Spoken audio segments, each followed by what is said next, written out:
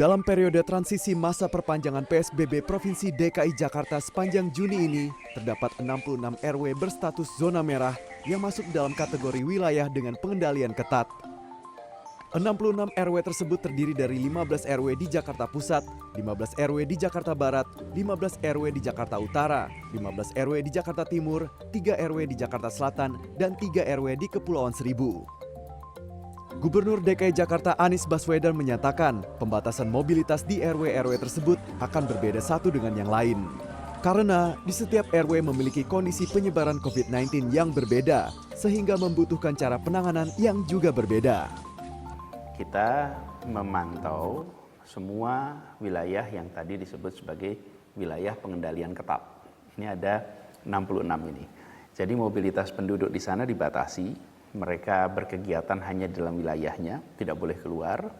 Kemudian cara pengendaliannya beda-beda, karena tiap wilayah punya karakteristik yang lain.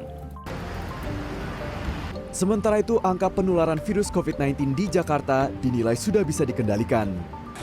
Hal ini yang mendorong Gubernur DKI Jakarta Anies Baswedan menetapkan masa transisi fase pertama PSBB. Menurut penelitian tim Fakultas Kesehatan Masyarakat Universitas Indonesia, saat ini tingkat penularan COVID-19 di Jakarta ada di angka 0,9 selama 2 minggu berturut-turut. Angka ini menandakan penularan sudah bisa dikendalikan. Sebelumnya pada awal Maret 2020, tingkat penularan mencapai RT 4 atau satu orang bisa menularkan kepada 4 orang lainnya. Kita risiko tetap ada, ya kan? Dan itu akan menjadi tinggi hanya gara-gara satu orang atau dua orang yang tidak berperilaku aman tadi. Saya mengatakan perilaku aman untuk mengurangi risiko.